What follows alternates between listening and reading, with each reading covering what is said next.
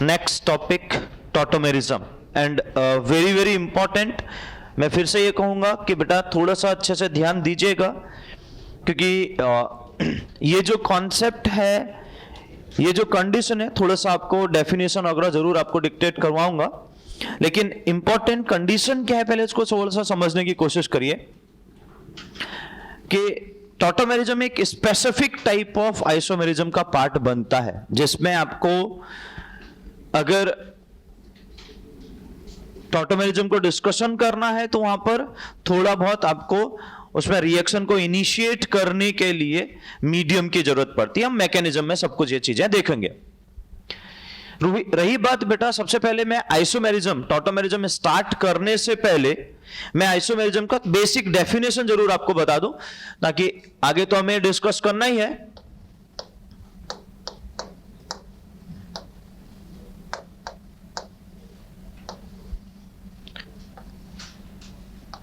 ठीक है, इसको आगे जाके मैं बताऊंगा। इसको प्रोटोट्रॉपिज्म भी बोला जाता है, प्रोटोट्रॉपी भी बोला जाता है, तो अनदर नेम भी मैं यहां पर मेंशन कर दे रहा हूं बेटा। हम डिस्कशन करेंगे सब कुछ। प्रोटोट्रॉपिज्म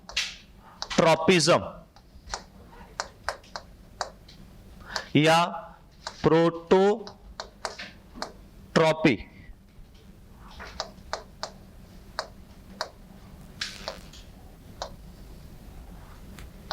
ठीक है।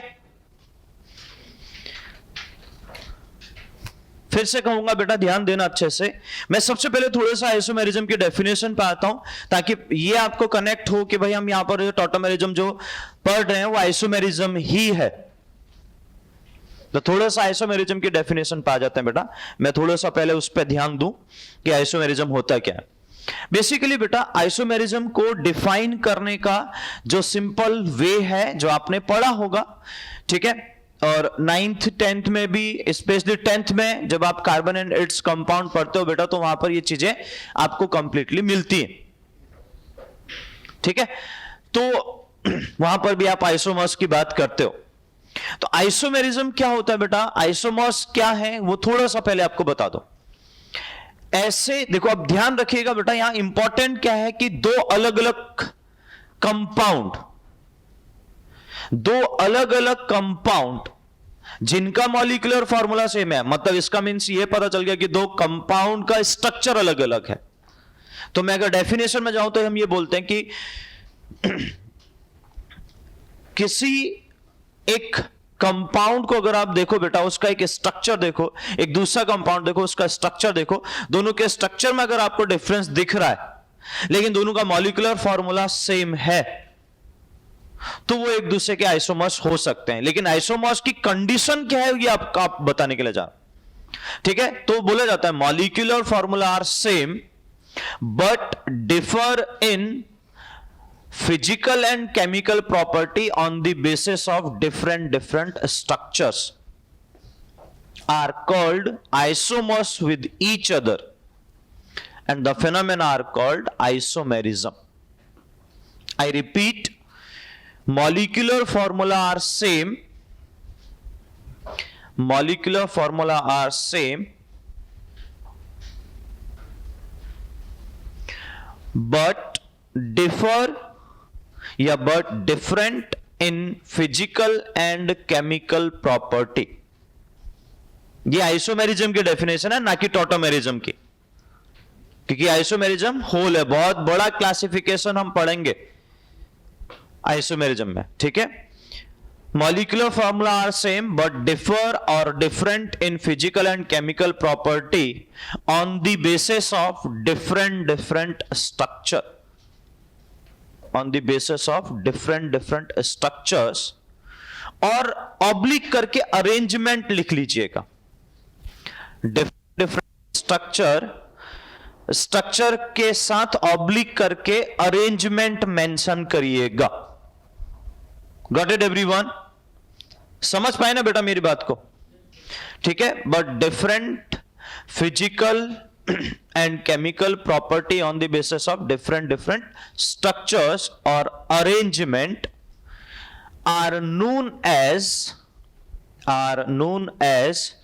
Isomers with each other are known as हाँ देखिए बेटा, टॉटोमेरिज्म का मतलब जो है उसमें टॉटो वर्ड है। मेरिज्म का मतलब तो क्या है बेटा, अलग अलग स्ट्रक्चर, उनकी प्रॉपर्टीज के बारे में जो आइसोमेरिज्म के बेसिस पे भी जो हम बात करते हैं उसके। लेकिन यहां जो टॉटो वर्ड है उसका मीनिंग मैं आपको समझाना चाह रहा हूं। उसका मतलब होता है, पहले तो ये ध्यान दीजिए, वो ग्रीक वर्ड है। इससे क्या होता है, कभी कभी वर्ड ऐसा टिपिकल लगता है कि भाई यार ऐसे वर्ड कैसे बना है, तो ये कोई एक प्रॉपर इंग्लिश वर्ड नहीं है बेटा, ग्रीक वर्ड, लैटिन वर्ड। क्योंकि देखो बेटा, साइंस में ये वर्ड, स्पेशली केमिस्ट्री में ये वर्ड आपको बहुत ज्यादा देखने को मिलते हैं। तो वो उसी बेसिस पे बेटा यहां पर बताया गया कि जो टॉटो है वो वर्ड आपका एक्चुअली ग्रीक वर्ड है, और उसका मतलब होता है, इट मींस इन मोशन। इसका मतलब क्या बेटा, इट मींस इन मोशन। मतलब एक्चुअली इस पूरे का टॉटो का मीनिंग जो है बेटा, उसका मीनिंग है इन मोशन। मोशन का मतलब वो आपके क्या रहेगा बेटा, मूवमेंट करते रहेगा। कैसे करेगा ये मैं आपको बता रहा हूं, लेकिन आप मीनिंग समझे पहले बताइए। इन मोशन का मतलब क्या समझ रहे हो बेटा, वो कंटिन्यूअस आपका मोशन का। जैसे एसएचएम सुना है, एसएचएम सिंपल हार्मोनिक मोशन, तो वो क्या करते रहा, पेंडुलम कंटिन्यूअस मोशन करते रहता है। इससे क्या समझ में आ रहा है, पेंडुलम क्या जा रहा है बेटा, इधर जा रहा है, फिर इधर भी जा रहा है। अगर सपोज इसकी ये ओरिजिनल पोजीशन है, यहां से यहां गया, फिर अपनी ओरिजिनल पोजीशन पाया, फिर यहां से यहां गया, तो अगर सपोज इसको हम रिएक्टेंट बोले, इसको हम प्रोडक्ट बोले, तो बेटा आपका क्या हुआ बेटा, इस रिएक्टेंट से प्रोडक्ट में पहुंचा, प्रोडक्ट से फिर से रिएक्टेंट में आ गया, इसको बोलते हैं इन मोशन। वो कंटिन्यूअस मोशन में रहता है। Understood everyone? तो ऐसे रिएक्शन भी यहां पर चलती है। आपने आपका इक्विलिब्रियम चालू है, इक्विलिब्रियम, तो जब आप इक्विलिब्रियम में देखोगे बेटा, तो इक्विलिब्रियम सेटअप ही होता है आपके रिवर्सिबल रिएक्शन के बेसिस पे, जो रिएक्शन दोनों डायरेक्शन में जा सकती है। तो उस बेसिस पे यहां पर भी हम बात करते हैं कि वो रिएक्शन आपके आगे भी चल रही है, पीछे भी आ सकती है, दोनों डायरेक्शन में जा सकती है, तो उसी को हम बोलते हैं इन मोशन। वो मोशन में रहेगी। अगर वो मोशन में रहेगी बेटा, तो इसका मतलब ये तो फिक्स है ना कि भाई आपको, मैंने कहा ना कि जैसे यहां पर आपका रिएक्टेंट है, यहां पर आपका प्रोडक्ट है, तो यहां से यहां भी जा रहा है, यहां भी जा रहा है। इसका मतलब दोनों स्ट्रक्चर बन सकते हैं। अगर मैं दोनों कंपाउंड की बात करूं तो दो कंपाउंड मुझे दिखेंगे। समझ पा रहा हो ना मेरी बात को, मैं क्या कह रहा हूं? तो इन सिंपल वर्ड की बेटा हमारे पास उसी बेसिस पे यहां पर मीनिंग भी जो है बेटा मैंने आपको बता दिया कि वो मोशन में रहना चाहेगा। Got it everyone? तो सबसे पहले बेटा हमारे पास टॉटोमेरिज्म के बेसिक मीनिंग को समझने की कोशिश है। अब हुआ क्या, हमारे पास एक कंपाउंड है, मैं इसका शॉर्ट फॉर्म लिख रहा हूं, मैं उसकी फुल फॉर्म भी आपको बता दूंगा। EAA, ethyl aceto acetate, ethyl aceto acetate, common name है, IUPAC नहीं है। शॉर्ट फॉर्म मैंने आपके सामने लिखा EAA। तो इसका स्ट्रक्चर क्या होता है बेटा, देखिए CH3 C double bond O CH2 COO C2H5, that is the ethyl aceto acetate. क्या मेरी बात सब लोग समझ पा रहे? अब ये कंपाउंड था बेटा, और इस कंपाउंड को साइंटिस्ट ने जब स्टडी किया तो कुछ साइंटिस्ट ने बोला कि इसका ये स्ट्रक्चर है, और कुछ ने बोला कि भाई इसका ये स्ट्रक्चर है। देखिएगा मेरी बात को समझिएगा बेटा।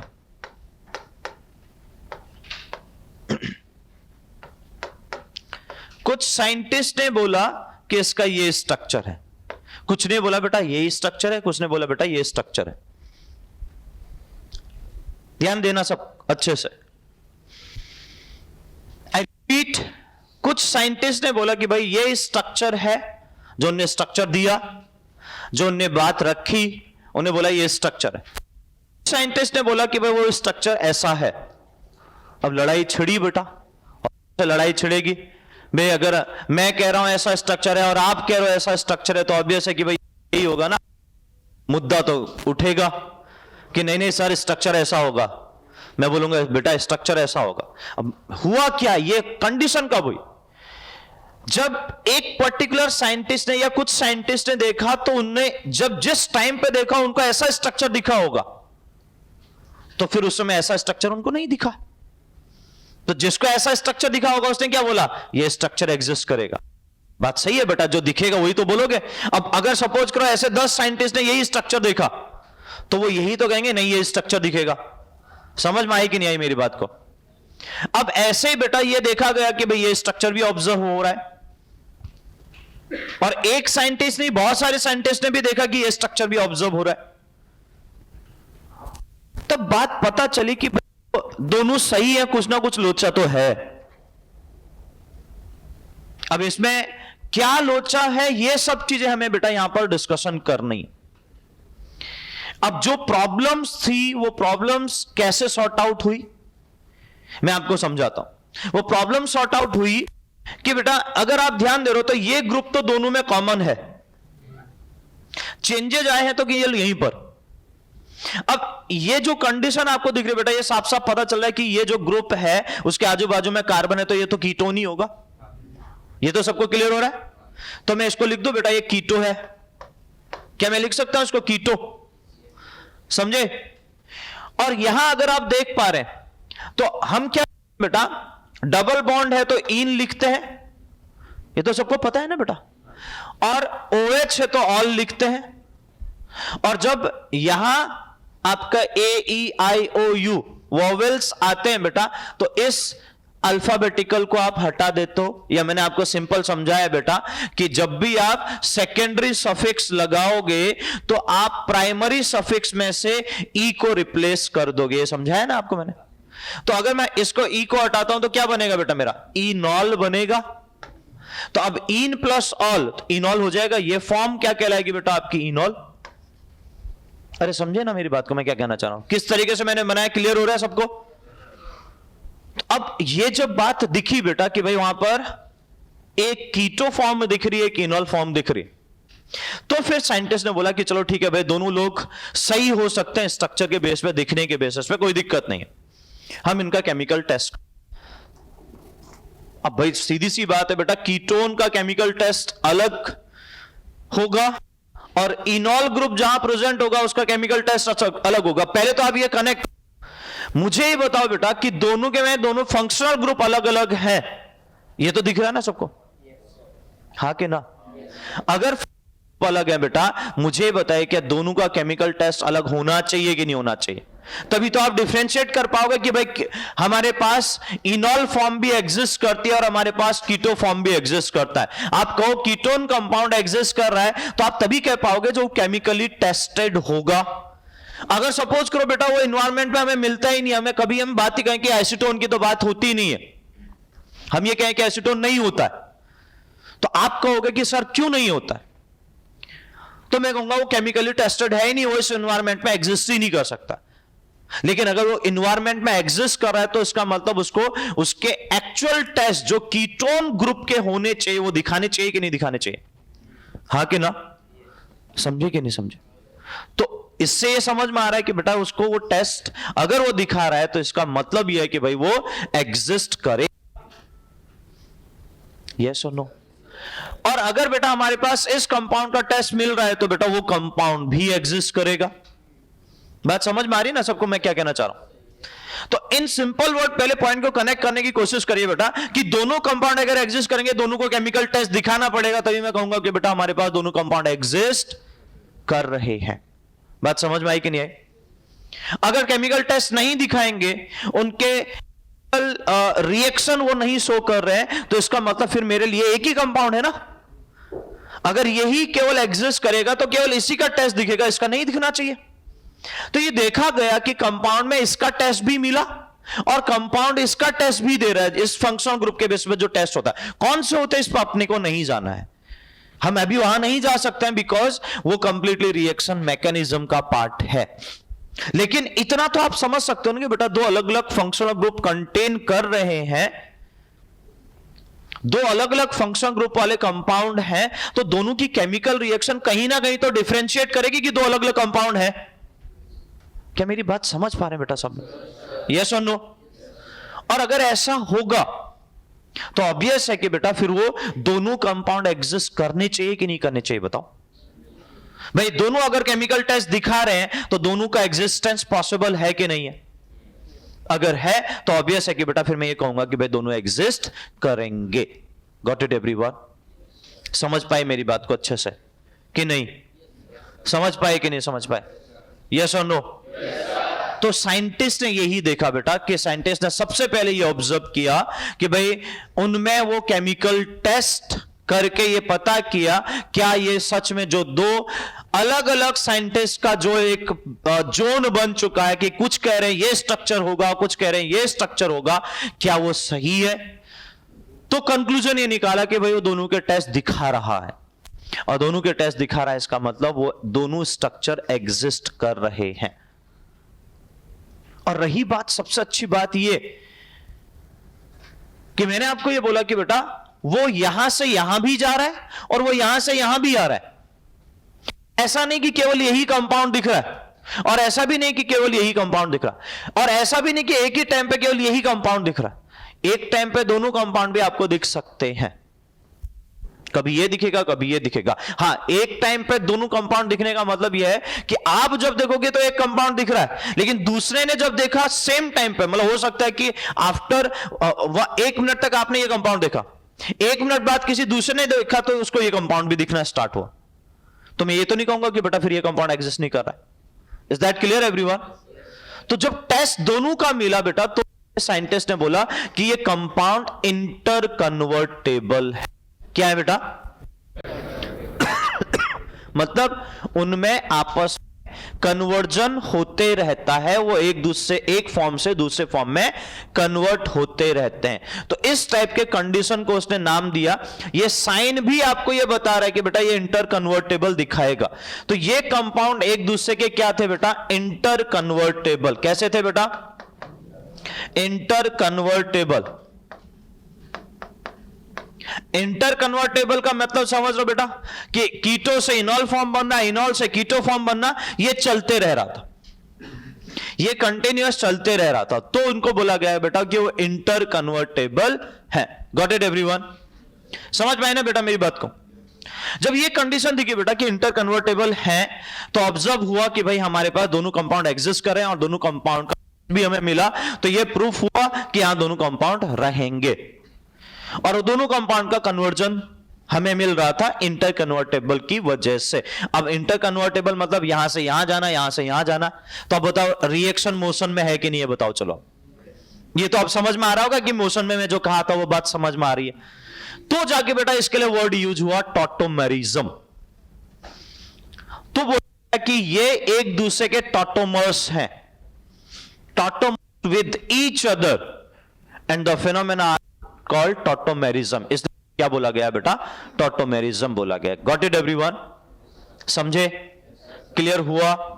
तो अगर इतना क्लियर हुआ बेटा, मैं थोड़ा सा डेफिनेशन आपको डिक्टेट कर देता हूं, वो पॉइंट बता देता हूं, फिर हम आगे एग्जांपल में मूव करेंगे, जो केसेस है वो हम डिस्कस करेंगे। Got it? समझे ना बच्चों?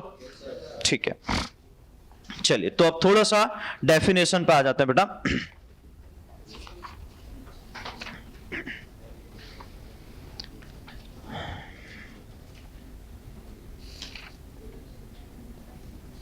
ठीक है, डेफिनेशन और थोड़ा इसके करेक्टरिस्टिक जिससे हम पहचान पाए। लिखिए, डेफिनेशन लिखिए बेटा। हाँ, डेफिनेशन लिखिए।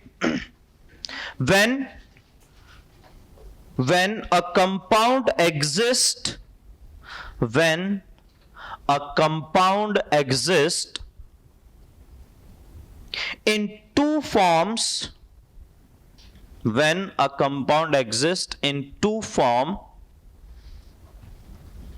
which are interconvertible, which are interconvertible, which are interconvertible, the phenomena are known as, the phenomenon are known as tautomerism. The phenomena are known as tautomerism, and two forms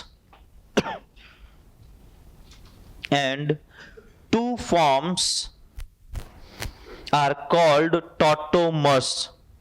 वो जो दो structure आपको convert होते हुए दिखेंगे, जिसे हम inter convertible बोल रहे हैं बेटा, उसे हम क्या बोलेंगे? Tautomers. Is that clear everyone?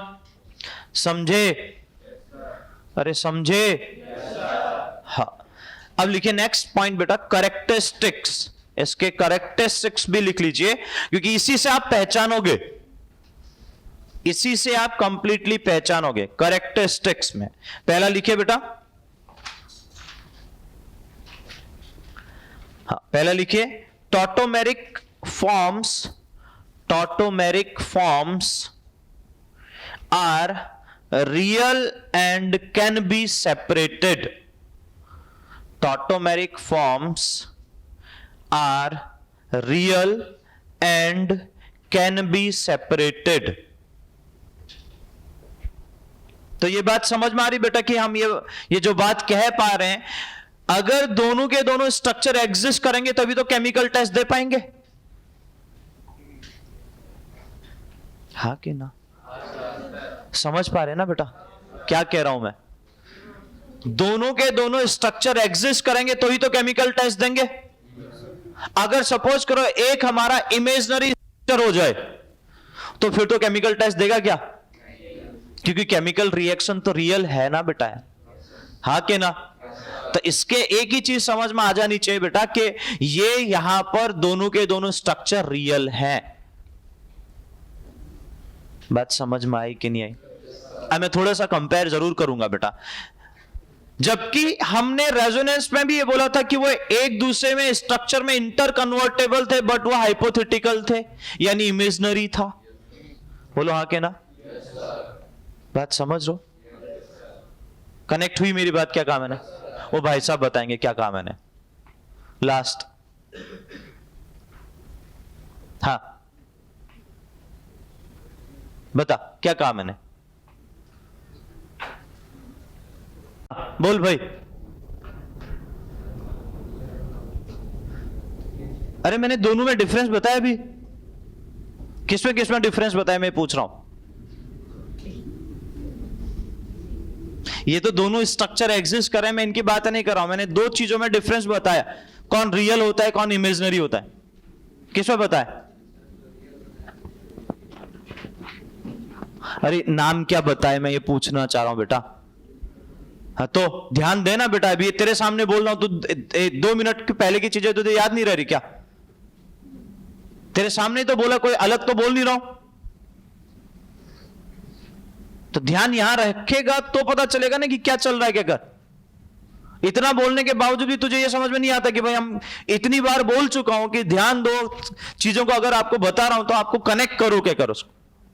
केवल क्लास में बैठने से मतलब है क्या?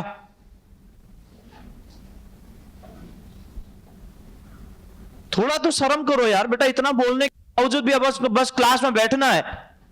फेल हो जाएगा बेटा, इसे बोर्ड भी पास नहीं हो पाएगा.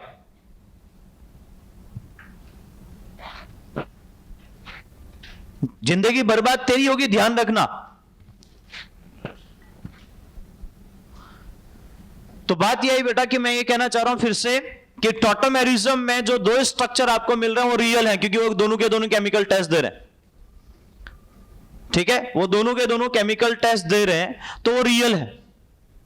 ठीक है, बट यहां पर एक बहुत इंपॉर्टेंट कंडीशन ये कि भाई मैंने जब इसको कंपैरिजन किया, क्यों? क्योंकि ऑब्वियस है कि बेटा इसको रेजोनेंस के साथ कंपैरिजन करना इसलिए जरूरी है क्योंकि रेजोनेंस में भी ऐसा ही था कि वो दोनों एक दूसरे से रिएक्शन बना रहे थे. ऐसा ही अगर आप देखो तो वहां पर हम साइन बस ऐसा लिखते थे. इसको भी ऐसा लिख सकते हो बेटा, कोई दिक्कत नहीं है, क्योंकि इसका मतलब वो आगे भी जा रहा पीछे भी आ रहा है. समझे कि नहीं समझे? तो ये दोनों कंडीशन लिखो, कोई भी बात नहीं है बेटा, सेम ही है. तो पहला पॉइंट में डिफरेंशिएशन ये करना चाह रहा हूं बेटा कि ये दोनों स्ट्रक्चर रियल है. पहला पॉइंट, अगर रियल है तो दोनों का केमिकल टेस्ट अलग अलग मिल रहा है, तो ही ये पता चला कि दोनों स्ट्रक्चर एग्जिस्ट करेंगे.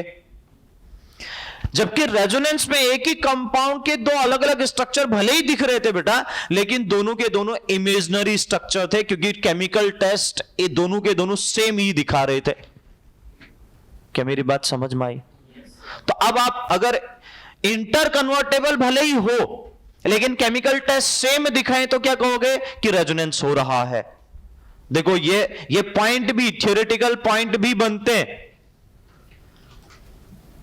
इंटर कन्वर्टेबल है लेकिन दोनों स्ट्रक्चर जो सेम बन रहे हैं बेटा, जो इंटर कन्वर्टेबल है, अगर उनका केमिकल टेस्ट दोनों एक ही दिखा रहे हैं तो क्या होगा? रेजोनेंस होगा।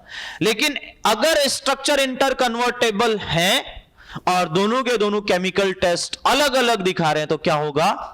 टॉटोमेरिज्म होगा। Is that clear? Second thing बेटा, आप ध्यान दो, रेजोनेंस में हमने बोला था कि हम बॉन्ड की पोजीशन चेंज करेंगे, यानी पाई बॉन्ड चेंज होगा, पाई बॉन्ड की पोजीशन चेंज होगी, लोन पेयर की पोजीशन चेंज होगी, चार्ज की पोजीशन चेंज होगी। ये बात हुई थी अपनी वहां रेजोनेटिंग स्ट्रक्चर में। ये सभी पॉइंट लिखे हैं, याद होने चाहिए, फिर से बोल रहा हूं, ठीक है? लेकिन बेटा एटम की पोजीशन चेंज नहीं करनी थी, ये बात हुई थी कि कोई भी एलिमेंट अपनी पोजीशन चेंज नहीं करना चाहिए। यहां देखो चेंज हुआ है, यहां देखिए चेंज हुआ है। इससे क्या समझ में आ रहा है कि भाई ये रेजोनेंस। तो एक दो तरीके, भाई केमिकल टेस्ट तो ठीक है बेटा, वो प्रैक्टिकल है बेटा, वो तो आप नहीं देख पाओगे, लेकिन आप किससे देख सकते हो?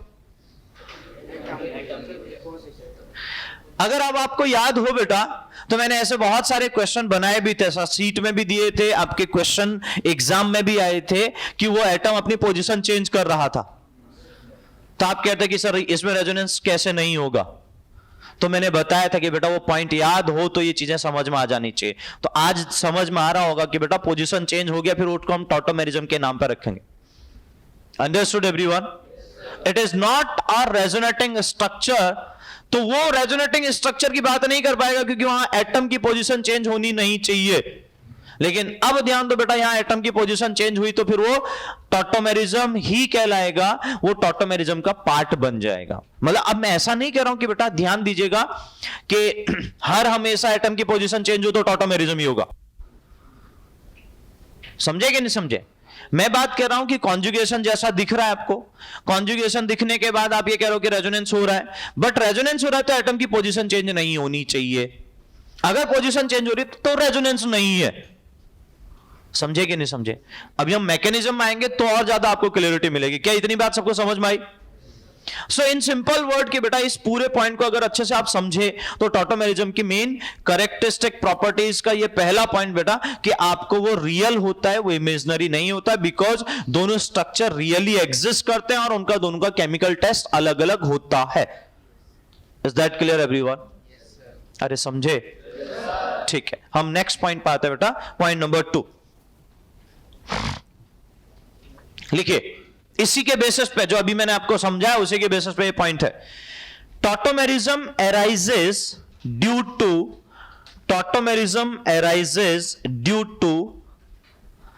shift an atom.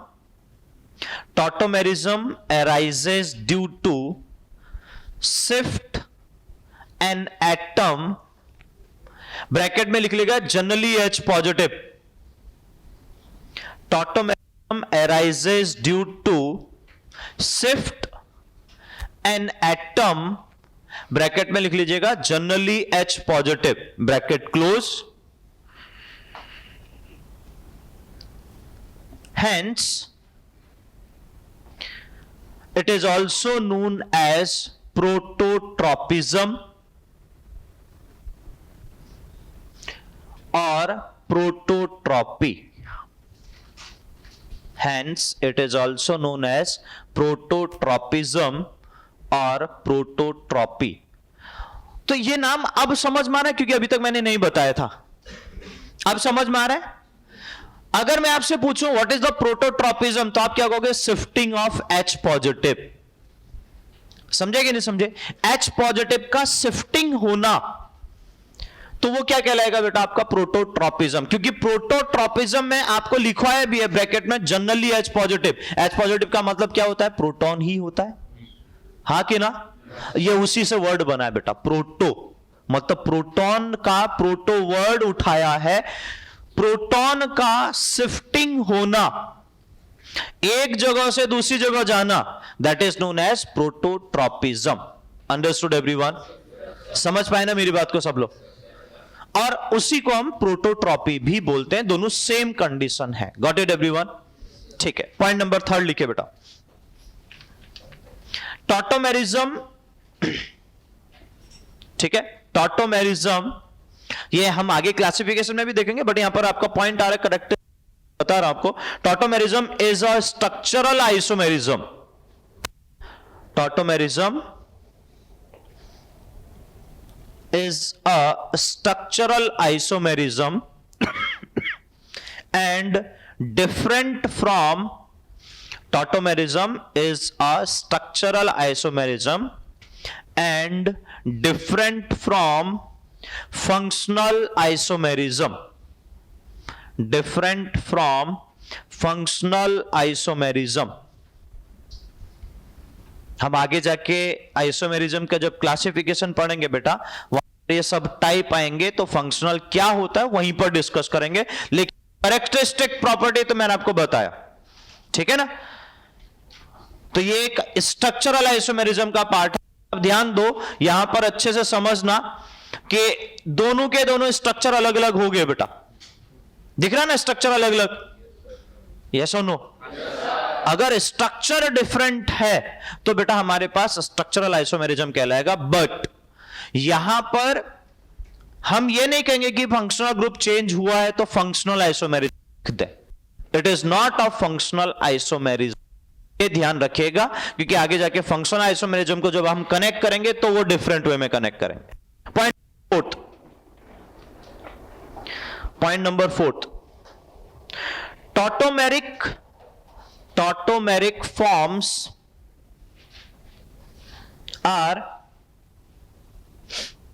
tautomeric forms are interconvertible. Tautomeric forms are interconvertible and remain in equilibrium. जो साइन बना है बेटा वो क्या दिखाता है आपको? इक्विलिब्रियम। सुना है ना? इक्विलिब्रियम सुना है? सुना है ना? ठीक है, रिमेन इन इक्विलिब्रियम वेर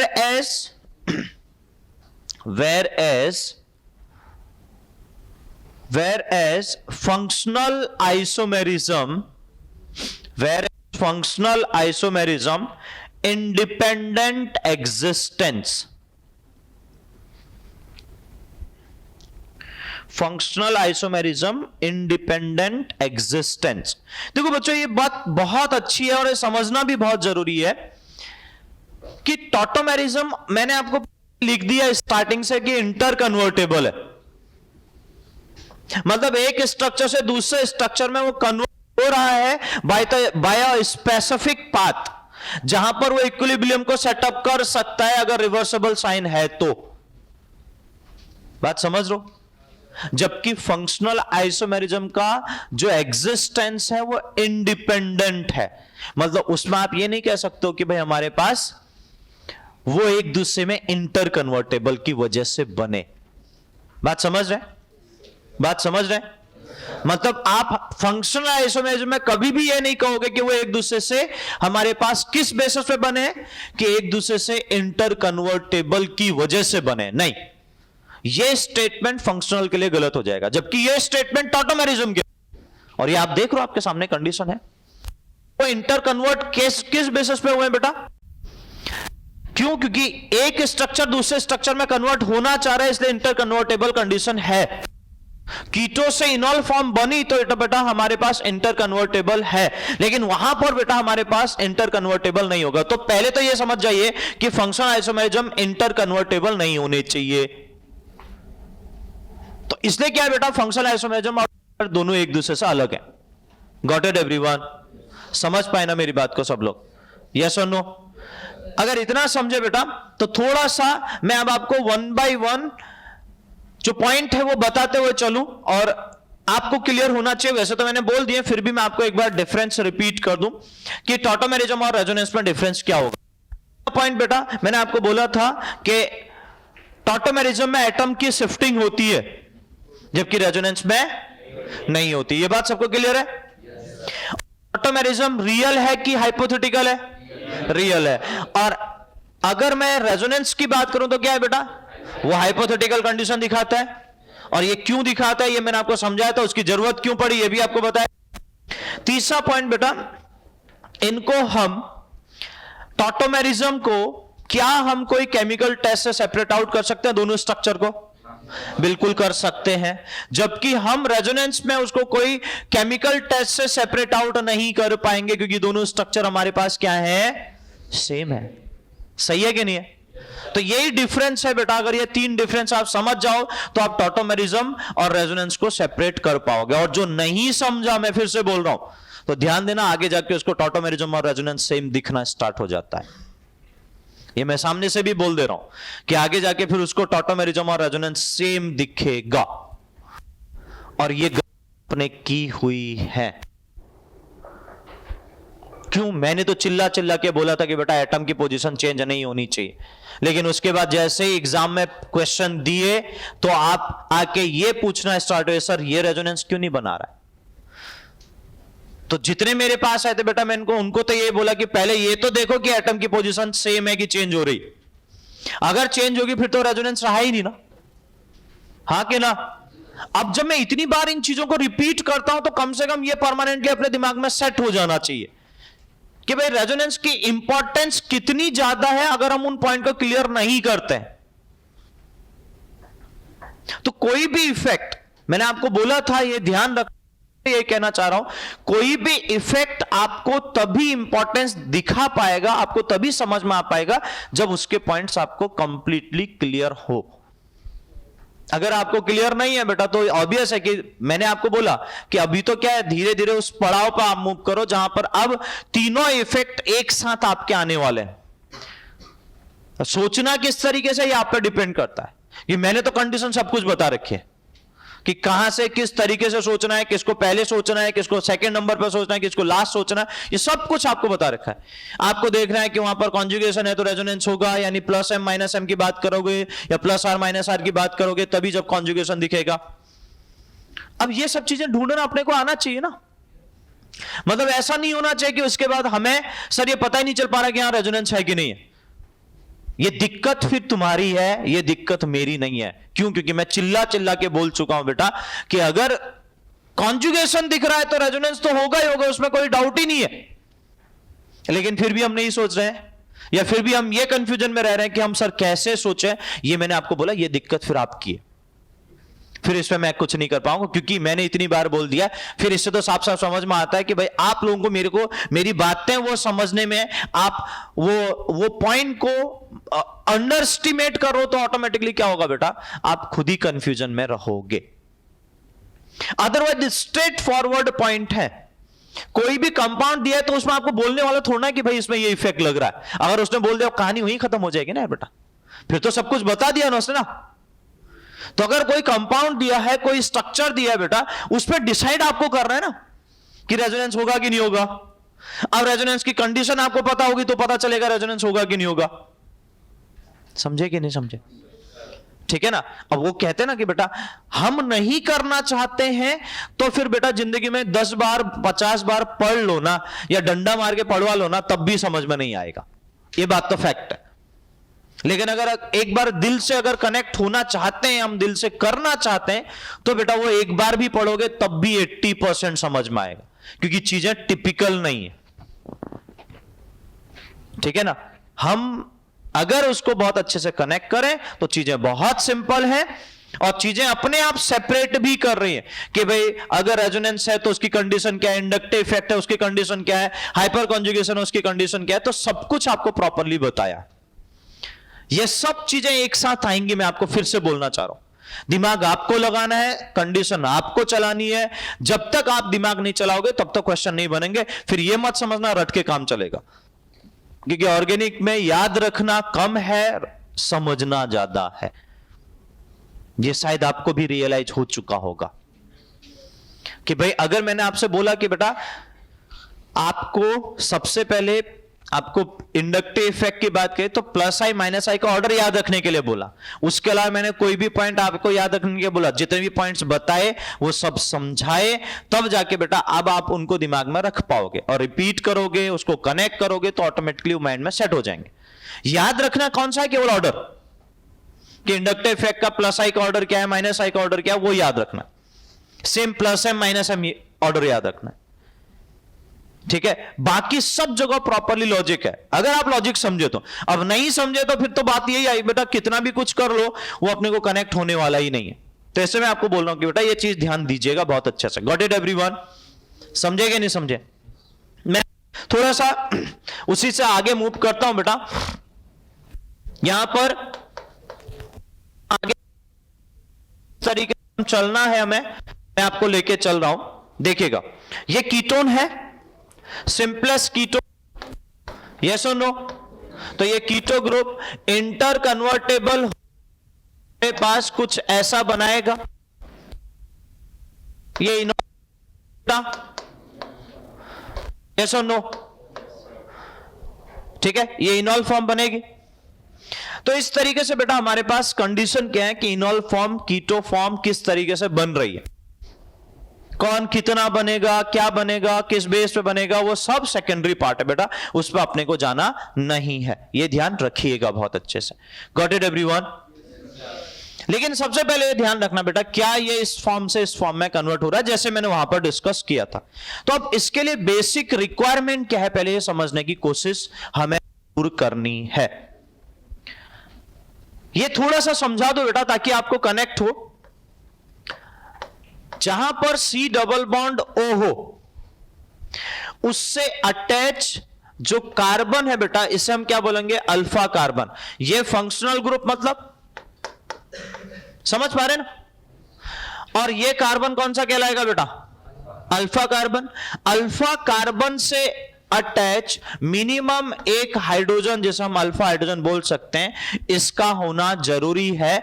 तो बेटा हमारे पास हमें क्या आएगा, इनॉल टॉटोमेरिज्म, मतलब टॉटोमेरिज्म दिखाए। सिंपल, आपको क्या ध्यान रखना है, वो टॉटोमेरिज्म आपको शो करेगा। Is that clear? क्या इतनी बात समझ में आ रही सबको? आई रिपीट कि बेटा अगर ये समझ में आ रहा है तो यहां ध्यान दीजिए। मैं फिर से उस पॉइंट पर आना चाह रहा हूं कि बेटा फंक्शनल ग्रुप से अटैच, अब वो अल्फा कार्बन इधर भी हो सकता है, जैसे यहां दोनों साइड है बेटा देखो, और उसमें दोनों में अल्फा हाइड्रोजन है। मुझे चाहिए कितना, मिनिमम एक से ज्यादा हो तो कोई दिक्कत नहीं है, और ना हमें कोई टॉटोमेरिज्म नंबर ऑफ टॉटोमेरिज्म ढूंढने हैं, इसमें कोई जाने की जरूरत नहीं है क्योंकि स्ट्रक्चर सेम ही बनेगा। आप इसमें से पहला हाइड्रोजन ले लो, दूसरा ले लो, तीसरा ले लो, स्ट्रक्चर तो सेम ही बनेगा ना सबके लिए, एक ही टाइप का स्ट्रक्चर बनेगा। अब हमें यहां पर ये तो पूछने वाला है नहीं कि नंबर ऑफ टॉटोमेरिज्म कितने बनेंगे, उस पे जाने की अपने को कोई जरूरत नहीं है। वो जो जैसे हम number of hyper conjugative structure पढ़े थे ऐसा नहीं डिस्कशन करना है, because it is a real phenomena. Real phenomena के बेस पे देखोगे दो ही स्ट्रक्चर दिखेंगे, एक कीटो एक इनॉल। अब मैंने बोला यहां हाइड्रोजन कोई सा भी ले लो, चाहे इससे भी ले लो, तो दो ही स्ट्रक्चर मिलेंगे, वो फिक्स है। अगर वो दो स्ट्रक्चर मिलेंगे बेटा तो दो का ही। अब आप सपोज करो आपने बोला कि नंबर 1 हाइड्रोजन से कर रहा हूं, नंबर 2 हाइड्रोजन से कर रहा हूं, नंबर 3 हाइड्रोजन से कर रहा हूं, तो स्ट्रक्चर तो बड़े, लेकिन केमिकल टेस्ट तो वो केवल दो ही दिखा पाएगा, एक इनॉल कंपाउंड का, एक कीटो कंपाउंड का। ऐसा तो नहीं होगा कि बेटा हमारे पास वो जितने कंपाउंड अलग अलग इनॉल फॉर्म बन रहा है तो सबके लिए अलग अलग टेस्ट दिखाएगा। दिखाएगा क्या, बोलो? नहीं दिखाएगा ना, सेम ही टेस्ट दिखाएगा बेटा। तो इसलिए क्या होगा बेटा, अब उनको आप फिर आप आइसोमर्स तो नहीं बोल पाओगे ना, क्यों? क्योंकि स्ट्रक्चर तो सेम ही है ना बेटा। तो अगर आइसोमर्स बोलोगे तो केवल दो, एक इनॉल फॉर्म एक कीटो फॉर्म। और आइसोमर्स की डेफिनेशन क्या है, molecular formula same but different in physical and chemical property on the basis of different structures. Is that clear? अब स्ट्रक्चर अगर मेरे पास दो ही दिख रहे हैं बेटा, भले किसी से भी आप बना लो, कोई से भी हाइड्रोजन से बना लो, स्ट्रक्चर फाइनली सेम ही मिल रहा है, तो उसका एक ही तो टेस्ट आएगा। ऐसा थोड़ा कि 10 स्ट्रक्चर आपको दिखा दिए भले आपने, केमिकल टेस्ट उसका चेंज हो जाएगा, क्योंकि स्ट्रक्चर सेम है। भले आप फिर वो स्ट्रक्चर को 10 बार लिखो, भले उस स्ट्रक्चर को आप 50 टाइम्स लिखो, लेकिन बेटा हमारे पास ये तो बात फिक्स है ना कि केमिकल रिएक्शन उसके लिए तो एक ही होगी कि ना। समझे कि नहीं समझे? तो इससे मैं कहना चाह रहा हूं बेटा कि हमें यह ध्यान नहीं देना है कि नंबर ऑफ टॉटोमर्स, जो आपके टॉटोमराइजेशन जो प्रोसेस चल रही है उसमें कितने टॉटोमरिज्म स्ट्रक्चर बनेंगे, इस पे नहीं जाना है, यह भूल जाना। हमें किस पे जाना है बेटा कि इंटर कन्वर्टेबल है कि नहीं है, उसके लिए कंडीशन आपको यह बता रहा हूं। Is that clear? तो उसके लिए कंडीशन क्या है? फंक्शनल ग्रुप से अटैच जो 3 हाइब्रिडाइज्ड हो और उस पे एक हाइड्रोजन प्रेजेंट हो, तो बेटा हम वहां पर कह सकते हैं कि वो टॉटोमेरिज्म दिखा सकता है। अब इसके लिए कंडीशन जब हमारे पास आती है बेटा, तो थोड़ा सा मैं आपको समझाऊं, समझेंगे कैसे, इसमें ऐसी कौन कौन सी कंडीशन बन सकती हैं। तो ध्यान दीजिए बेटा, वही केस मैं आपके सामने लिख रहा हूं। यहां पर H, इससे अटैच जो ग्रुप है बेटा वो -M ग्रुप होने चाहिए। कौन से ग्रुप होने चाहिए? अब -M ग्रुप CHO हो सकता है। अब देखो CHO में ऐसी कंडीशन मिलेगी कि नहीं मिलेगी, बताओ आपको, हाँ कि ना? CHO हो सकता है, कीटोन ग्रुप आपका पॉसिबल है, बिल्कुल है, समझे? ठीक है।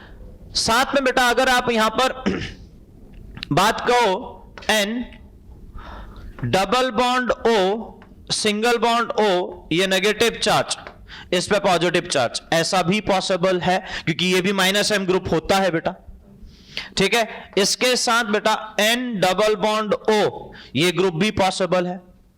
इसके साथ बेटा अगर हम यहां पर बात करें CH डबल बॉन्ड NH, ये सब ग्रुप हमारे पास हो सकते हैं बेटा। इनको हमें बहुत अच्छे से क्लियर करना है। समझे कि नहीं समझे? यस और नो?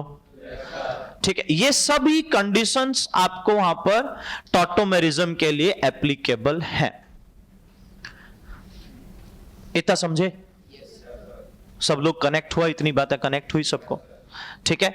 और हां, एक कंडीशन और मैं उसको भी लिख देता हूं, वो भी इंपॉर्टेंट है, C ट्रिपल बॉन्ड N। ठीक है, इसके लिए भी केसेस बन सकता है बेटा। तो ये सब चीजें अगर आपके प्रेजेंट हैं बेटा, तो पहला केस इसी से क्लासिफिकेशन उठाऊंगा अभी मैं, जब टाइप्स ऑफ टॉटोमेरिज्म में जाऊंगा बेटा, इसी से चीजों को उठाऊंगा। इसे ध्यान दीजिएगा कि ये प्रॉपरली आपको कनेक्ट करना चाहिए। तो मैंने -M ग्रुप अटैच किया, स्पेशली ये ग्रुप, तो मुझे सबके सब वो टॉटोमेरिज्म दिखा सकते हैं। ठीक है, समझ में आ रहा है?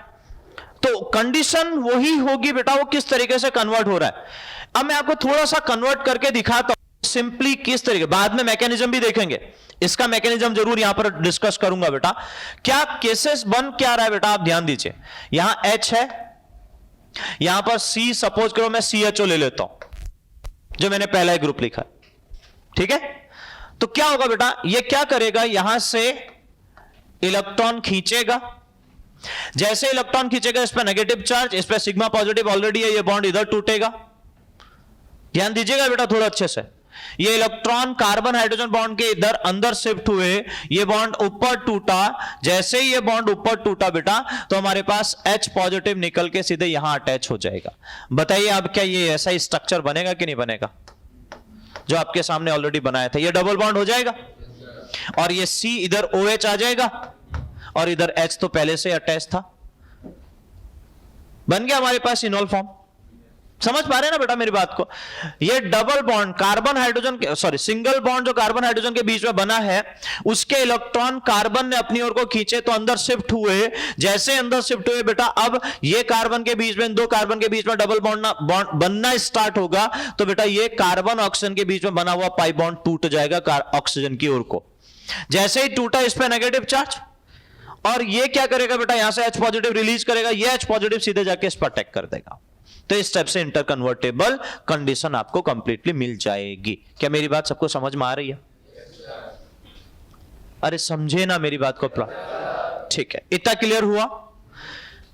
दूसरा केस देखो, ये पहला केस है जो समझना है हमें, वेरी वेरी इंपॉर्टेंट। इसी के बेसिस पे आप दूसरा केस लेके चल रहा हूं।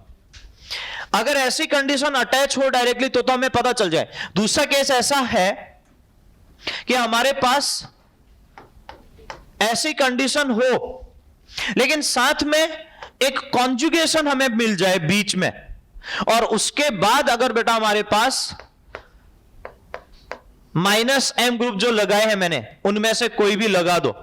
मैं इधर नीचे एक तो लिख दे रहा हूं लेकिन मैं -m ग्रुप ही लिख देता हूं फिर से। -m ग्रुप वाले कोई भी आप ग्रुप लगा दो इनमें से, तो ऑब्वियस है कि बेटा फिर भी ये पार्ट भी आपका टॉटोमेरिज्म दिखाएगा। बस मैंने बीच में क्या कर दिया बेटा, कॉन्जुगेशन लगा दिया है। अब करोगे क्या, चलो मैं सिंपली आपको समझाता हूं बेटा।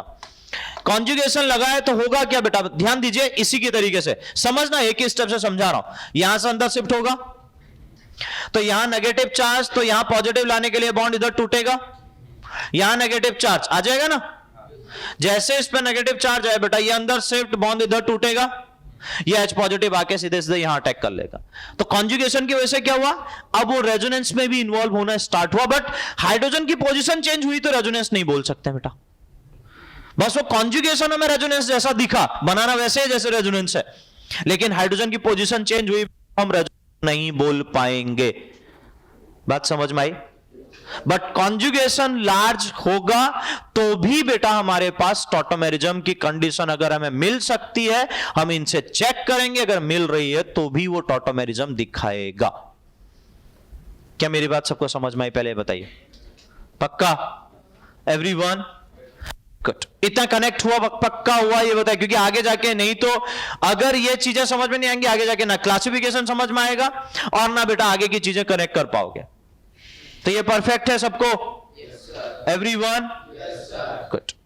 हम आगे मूव करते हैं बेटा जी, लिखना है, ओके ठीक है। इसके बाद हम टाइप्स ऑफ टॉटोमेरिज्म में मूव करेंगे बेटा। Types of tautomerism, it is another very very important part, क्योंकि टॉटोमेरिज्म के वो टाइप्स इसी से बनाऊंगा। इसे मैंने आपको सबसे पहले हिंट समझाया है कि आप इनको ध्यान दीजिए। That is very very important part, क्योंकि अगर आप जाओगे बेटा तो फिर आपको कहीं कोई डिफिकल्टी आने वाली नहीं है। अंडरस्टूड एवरीवन, समझे। तो थोड़ा सा ध्यान देना बेटा, ये सब चीजें ना बेसिक हैं, बहुत सिंपल है। बस मैं चाहता हूं कि आप इनको प्रॉपरली कनेक्ट करिए ताकि आप कहीं पर भी कोई चीजों को रिलेट कर पाओ तो प्रॉपरली आपके माइंड में सेट हो पाए, समझे। ठीक है, अब ध्यान दो बेटा, मैं टाइप्स में मूव कर रहा हूं। तो जो इसके टाइप्स हैं, अगर मैं पर्टिकुलर टाइप्स में जाऊं तो बेटा हमारे पास बेसिक जो सबसे ज्यादा क्वेश्चन बनाता है बेटा, वो हमारे पास पहला है, उसको हम बोलते हैं कीटो। देखो इसका नाम भी इसलिए लिख रहा हूं, कीटो इनॉल मेरिज्म।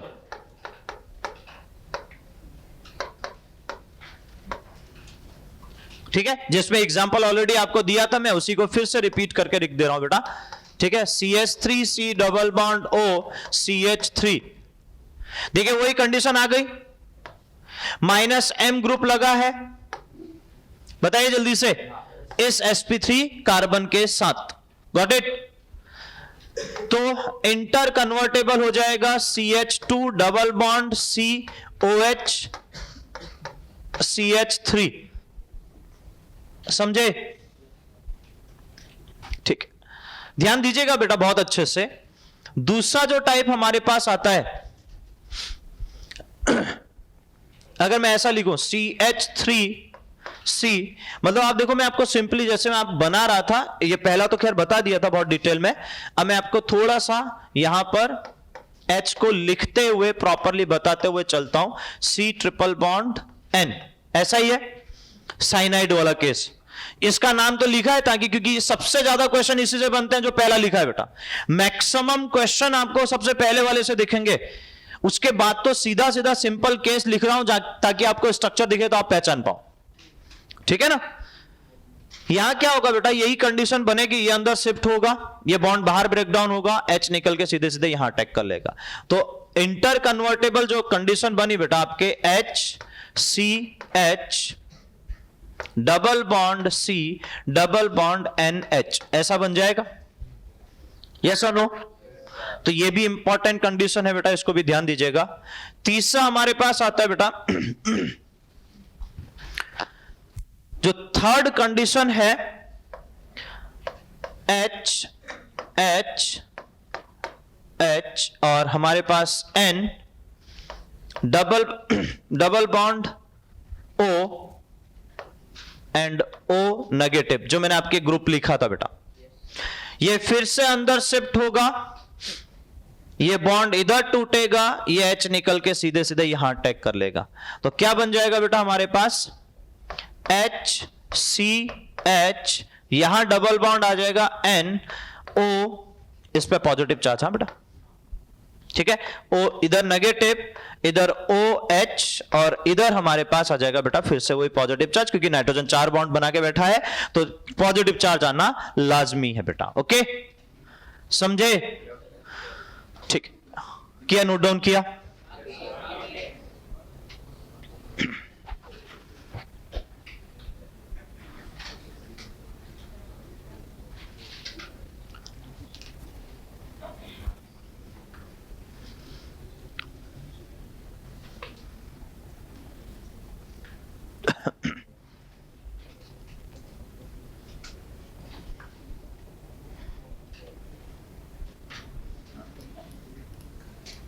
अच्छा, कभी पता है, देखो एक बात बताता हूं, कभी कभी क्या करता है ना, क्वेश्चन को आपको परेशान करने के लिए क्या करेगा पता है,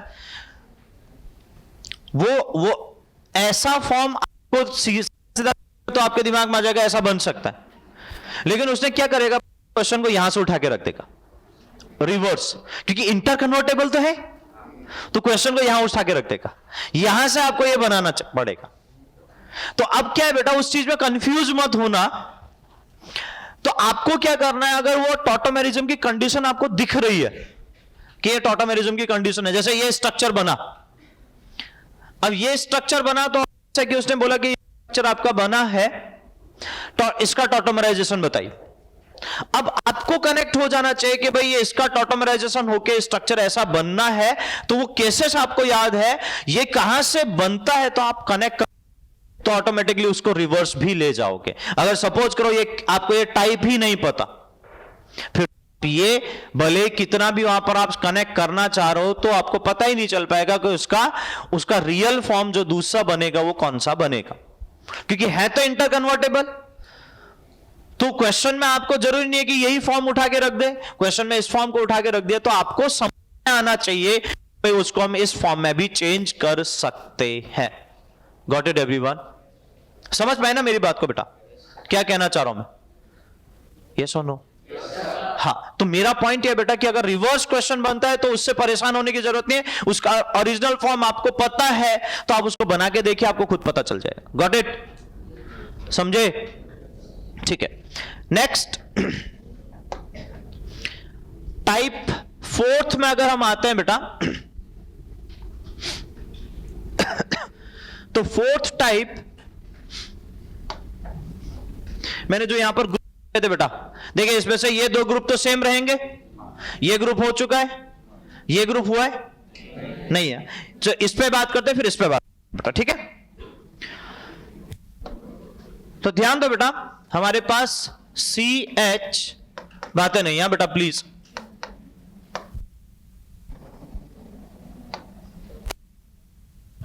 डबल बॉन्ड O, तो बेटा यहां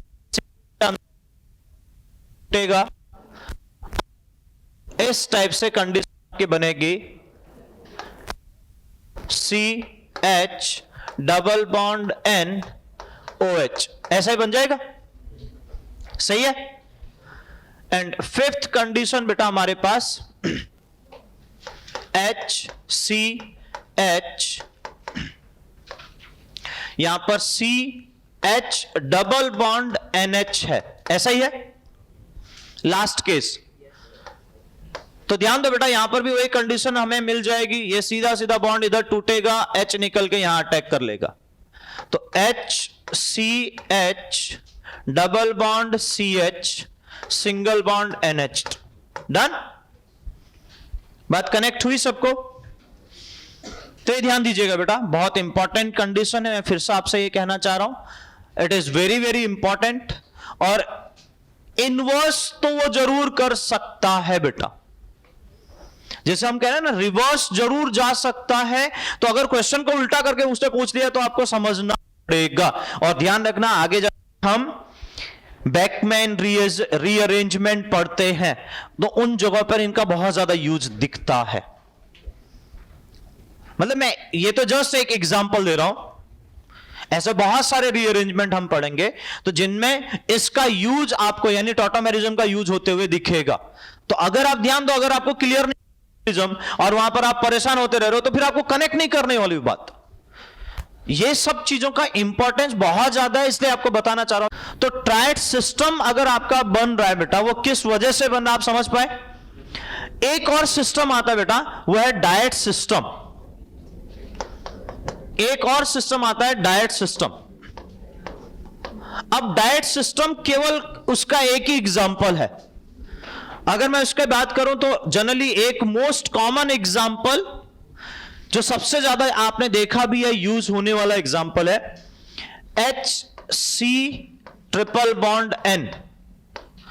इससे बेटा हमारे पास वो जब कन्वर्ट होता है, इंटर कन्वर्टेबल कंडीशन आती है बेटा, तो HNC double bond C and coordinate bond यहां पर C के लिए आ जाएगा। तो ध्यान दो बेटा, ये हाइड्रोजन यहां पर पहले एटम पर अटैच था, यहां से गया कहां? नाइट्रोजन पे। देखो वहां पर दिख रहा ना बेटा यार सबको? अरे हाँ कि ना? तो बेटा अब वो पोजीशन देखो, 1 2 सेकंड पोजीशन पे गया, इसलिए क्या लिख रहे हैं? Diets. Is that clear? Triads कब बोला जाएगा बेटा? जब अपनी एटम, जो हाइड्रोजन एटम है, वो थर्ड पोजीशन पे जाए। और डायट्स कब बोला जाएगा? जब वो सेकंड पोजीशन पे। और उसका एक ही एग्जांपल आपका है, तो वो एग्जांपल आपके सामने मैंने लिखा है। तो क्या ये बात है सबको क्लियर हो रही है? यस और नो? तो ये क्वेश्चन में ना कभी कभी उठा के रख देता है कि भाई डायट सिस्टम ट्रायड सिस्टम है क्या। इससे मैं आपको बोलना चाह रहा हूं कि ये समझिएगा। Understood everyone? समझ पाए इतना? क्लासिफिकेशन कनेक्ट किया बेटा? पक्का? ठीक है, अब हम मूव करेंगे बेटा इसके मैकेनिज्म वाले पार्ट में, कि मैकेनिज्म क्या होता है, किस तरीके से ये रिएक्शन में इंटर कन्वर्टेबल कंडीशन हमें दिखती है। ठीक है, तो नेक्स्ट जो पार्ट आ रहा है बेटा, ये क्लासिफिकेशन के बाद मैकेनिज्म।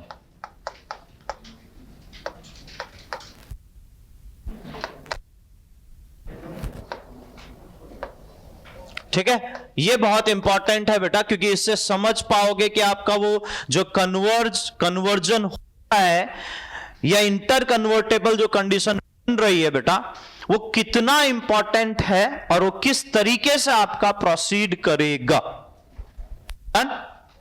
तो ध्यान दो बेटा, मैं यहां पर एग्जाम्पल जो मैंने लिया है बेटा, मैं उसी को लेके चल रहा हूं। CH3 C double bond O CH3।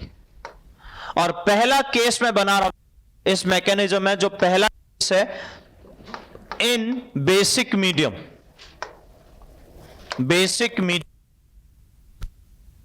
Basic medium मतलब हमारे पास क्या होगा? पानी में OH आयन की कंसंट्रेशन ज्यादा होनी चाहिए। अगर मैंने बेसिक मीडियम बोला है तो पानी में OH आयन की कंसंट्रेशन ज्यादा होनी चाहिए। बात सबको समझ में आ रही? अगर OH आयन की कंसंट्रेशन ज्यादा होगी तो मैं कह सकता हूं कि बेटा कि इस पाथ में तो OH कंसंट्रेशन ज्यादा दिखेंगे। अब जैसे ही OH आयन कंसंट्रेशन आपको ज्यादा दिखे बेटा, जस्ट अ मिनट, मैं इसको थोड़ा सा चेंज कर लूं। OH आयन कंसंट्रेशन जैसे ही आपको ज्यादा दिखेंगे बेटा, तो OH आयन की कंडीशन क्या होती है? भाई H आयन को खींचना। OH आयन की पहली रिस्पॉन्सिबिलिटी क्या है बेटा? H पॉजिटिव को खींचना। तो H पॉजिटिव को खींचना, इसका मतलब ऑब्वियस है कि बेटा उसको H पॉजिटिव या तो यहां से मिल सकता है या तो यहां से।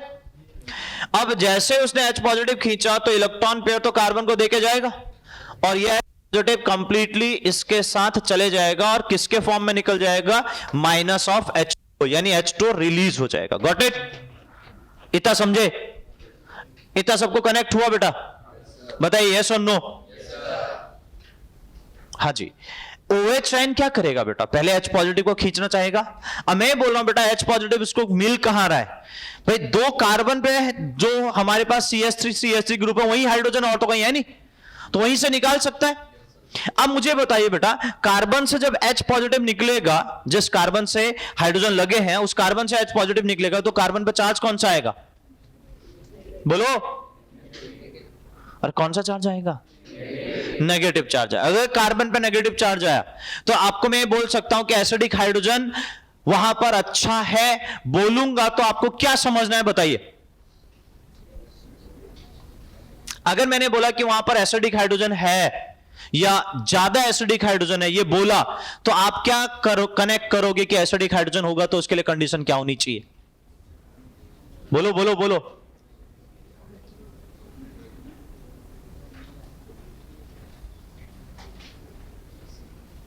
बोलो, हाँ बोल भाई, वो बोल रहा है। हाँ बोल बेटा, तू सही बोल रहा है, तुम लोग को भरोसा क्यों नहीं रखते हो अपने ऊपर यार। और क्या होता है बेटा, एक बार गलत होगा, 2 बार गलत होगा, कोशिश तो करो ना बोलने की। अंदर अंदर ही बोलने लगा, 3 बार से देखा था तुझे, 3 बार तूने बोला बट अंदर ही रखा, बाहर नहीं बोलना, सर को नहीं बोलना।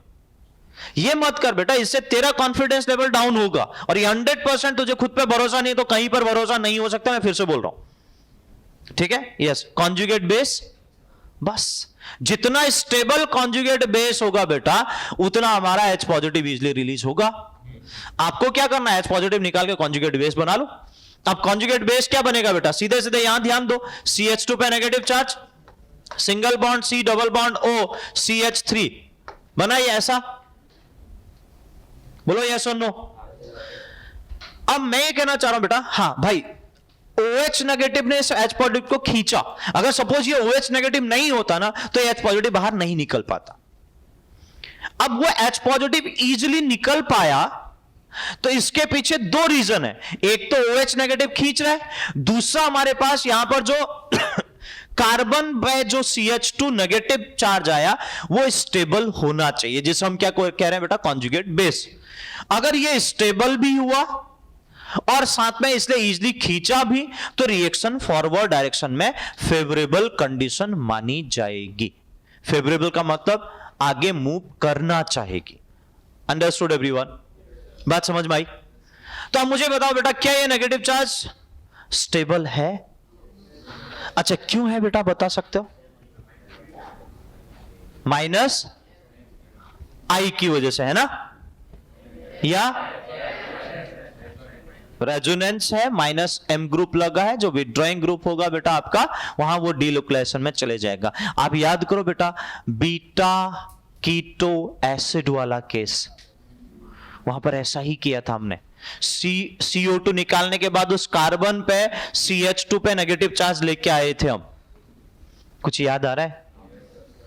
सर याद दिलाओगे तो याद आता है, अदरवाइज हम कभी भी कनेक्ट नहीं करेंगे। जहां कनेक्ट करना होगा वहां कभी नहीं करेंगे। यहां तो खुद क्लियर हो जाना चाहिए ना, ऐसा केस दिखते ही कनेक्ट हो जाना चाहिए, हाँ सर ये बात आपने वहां पर कही थी, क्या ये ऐसा ही है?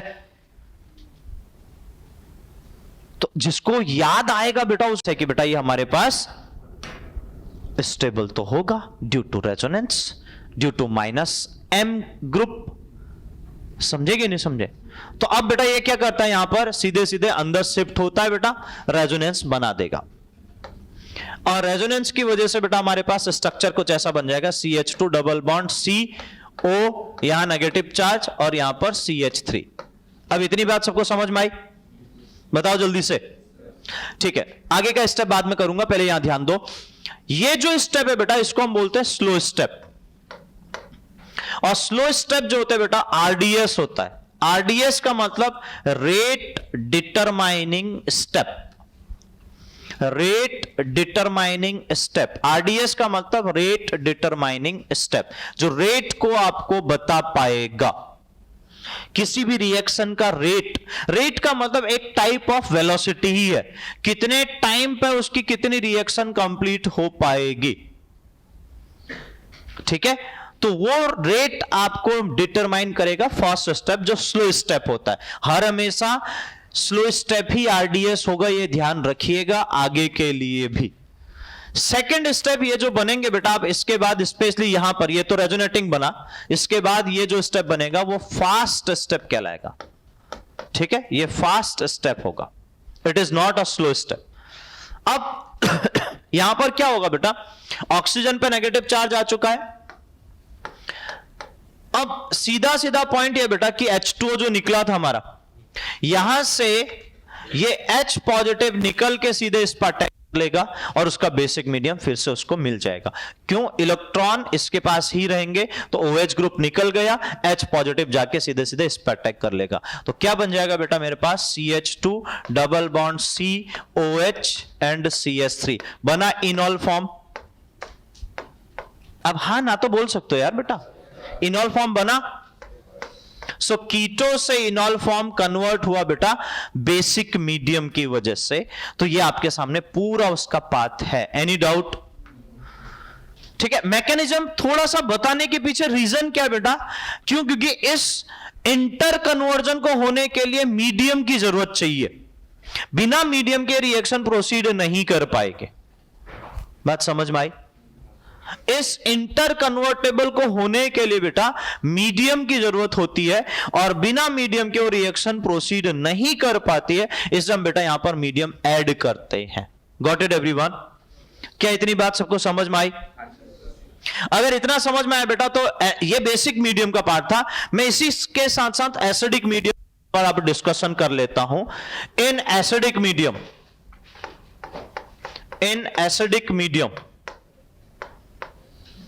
अब एसिडिक मीडियम में हमारे पास ऑब्वियस है कि बेटा H पॉजिटिव लिया जाएगा, सही है ना?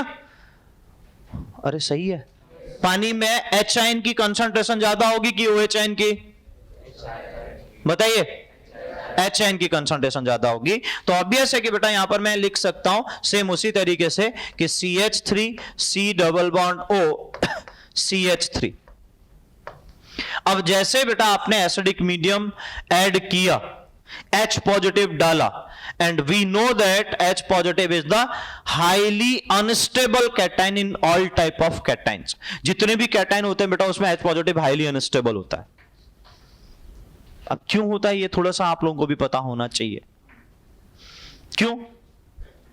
क्योंकि उसके पास एक भी इलेक्ट्रॉन नहीं है, एक प्रोटॉन है, ठीक? जबकि इसके अलावा जितने भी कैटाइन होंगे उनके पास कम से कम एक या दो इलेक्ट्रॉन तो होंगे बेटा, आप चेक कर सकते हो। आप Li+1 को देख लो बेटा, उसके पास 2 इलेक्ट्रॉन है कि नहीं है? लेकिन एक ही कैटाइन, इकलौता एक कैटाइन ऐसा होगा बेटा जो केवल और केवल, जिसे हम कहते हैं भिखारियों का राजा, मतलब एक तो भिखारी है कि भाई उसमें इलेक्ट्रॉन की कमी है, ये उसका भी राजा है क्योंकि इसके पास एक भी इलेक्ट्रॉन नहीं है। बात समझ में आ रही? तो अब बेटा ये बात तो सीधी सीधी है कि भाई इसका जो नेचर होगा बेटा वो हमारे पास उस बेसिस पर हाईली अनस्टेबल। अरे समझे? क्यों? क्योंकि बेटा एक भी इलेक्ट्रॉन नहीं है और प्रोटॉन एक है, जिसकी वजह से हम ये कह सकते हैं कि बेटा वो क्या फील करेगा कि उसके पास एक भी इलेक्ट्रॉन नहीं है, तो हाईली अनस्टेबिलिटी फील करेगा। क्यों? क्योंकि कोई भी एलिमेंट, कैटायन, एनायन क्या होना चाहता है? स्टेबल यार, सही है? Na पॉजिटिव की बात करो बेटा, तो Na पॉजिटिव में वो पॉजिटिव चार्ज की वजह से स्टेबल होता है, बट ऑक्टेट तो कंप्लीट होता है ना। यस और नो? तो आप ये कहोगे कि भाई उसमें इलेक्ट्रॉन नहीं है ना इलेक्ट्रॉन उसमें, तो इलेक्ट्रॉन है इसका मतलब वो अनस्टेबल इतना तो नहीं हो सकता जितना हमारे पास H पॉजिटिव होगा। इससे बोला जाता है बेटा ऑल टाइप ऑफ कैटायन में H positive is the highly unstable. और जो जितना अनस्टेबल होगा बेटा उसका क्या होगा बेटा, ऑब्वियस है कि उसका मूवमेंट, मतलब एक टाइप से उसका मोशन भी क्या होगा बेटा, वेरी वेरी फास्ट। तो इससे वो पानी में ट्रेवल भी बहुत ज्यादा स्पीडली करता है। तो आगे जाके इसी पॉइंट से पढ़ोगे कि उसकी कंडक्टिविटी सबसे ज्यादा होती है कैटायन में। बात समझ में आ रही? तो अब मैं कह रहा हूं बेटा कि हाईली अनस्टेबल, अगर हाईली अनस्टेबल है तो बहुत जल्दी से अटैक करना चाहेगा, बहुत स्लोली अटैक करेगा, बहुत जल्दी से। अगर बहुत जल्दी बोला तो ऑब्वियस है कि पहला स्टेप फास्ट होना चाहिए, फिर इसका मतलब कोई दिक्कत ही नहीं आनी चाहिए। हाँ कि ना? समझे कि नहीं समझे? अब बताइए बेटा ये कहां अटैक करेगा? भाई इसको जहां इलेक्ट्रॉन मिलेंगे वहां अटैक करेगा। अब मुझे बताओ बेटा इलेक्ट्रॉन कहां मिल रहे हैं आपको? ऑक्सीजन के पास, because we know that sigma positive sigma negative, ये तो ऐसा होता है ना बेटा, सही है ना? इलेक्ट्रोनेगेटिविटी डिफरेंस की वजह से पाई बॉन्ड के इलेक्ट्रॉन ऑक्सीजन की ओर को ज्यादा शिफ्ट है तो बेटा पोलैरिटी क्रिएट हो जाएगी। अरे समझे? अब अगर ये आ गया तो ये और भी ज्यादा उस पोलैरिटी को बढ़ा देगा और सीधे सीधे इस पर अटैक करेगा। जैसे अटैक करेगा बॉन्ड इधर से शिफ्ट होना स्टार्ट हो जाएगा। तो ये स्टेप बहुत फास्ट होता है बेटा, because it is highly unstable. देखो देखो ये सब स्टेप का फास्ट स्लो के डिपेंड किस पे कर रहा है, आप ध्यान दो कि आप यहां पर ले क्या रहे हो और उसका इंपॉर्टेंस आपको दिखना चाहिए कि वो क्या कर रहा है। क्योंकि ये हाईली अनस्टेबल होगा बेटा, इसकी रिएक्टिविटी तो बहुत फास्ट हो जाएगी ना, और बहुत फास्ट होगी भी तो रिएक्शन भी तो बहुत फास्ट चलनी चाहिए ना। तो इसलिए पहला स्टेप बहुत फास्ट होता है बेटा। तो यहां पर जो कंडीशन बनी, अब मैं इस तरीके से दिखा देता हूं, HCOH, अब यहां पर आ जाएगा पॉजिटिव चार्ज। आएगा कि नहीं आएगा? चेक करो जल्दी से बेटा, समझे? अब इसके बाद जो सेकंड स्टेप चलता है बेटा, वो सेकंड स्टेप हमारे पास स्लो स्टेप होता है। एक मिनट, हाँ, सेकंड स्टेप जो होता है बेटा ये स्लो स्टेप होता है, और स्लो मतलब RDS, यही बोला था मैंने। जितने भी स्लो स्टेप होंगे बेटा वो रेट डिटरमाइनिंग स्टेप होंगे। Got it? तो अब क्या होगा बेटा हमारे पास, इस पे पॉजिटिव चार्ज, ये पॉजिटिव चार्ज, तो इसके पास ऑप्शन दो ही थे, जो पहला ऑप्शन जा चुका है। कैसे जा चुका है कि भाई अगर मैं यहां पर लॉन पेयर दिखाऊं, इसके पास दो लॉन पेयर दिखाऊं, तो बेटा ये बॉन्ड बना सकता है, तो इसका ऑक्टेट कंप्लीट हो जाता, तो उसमें ऑक्सीजन में पॉजिटिव चार्ज आएगा ड्यू टू रेजोनेंस। ऐसा होता है। एक A और B वाला केस समझो बेटा, A और B, इसके पास लॉन पेयर है, इसके पास वेकेंट ऑर्बिटल या पॉजिटिव चार्ज है, वैसा केस बन गया। जल्दी बोलो बेटा। तो अब वैसा ही केस बना तो यहां बॉन्ड तो बना सकता है, इसमें कोई डाउट नहीं है। लेकिन अगर बॉन्ड बनाएगा फिर से वो यहां से इलेक्ट्रॉन खींचेगा H पॉजिटिव से, मतलब यहां से OH बॉन्ड तोड़ेगा, H पॉजिटिव फिर से बाहर निकलेगा। तो ये रिएक्शन इसलिए इंटर कन्वर्टेबल होती है। अब देखो, अब मैंने लिखा, इससे पहले मैं नहीं लिख रहा था, लेकिन अब मैंने लिखा, इसके पीछे रीजन समझ लो आप, क्योंकि वो दोनों डायरेक्शन में जा सकती है।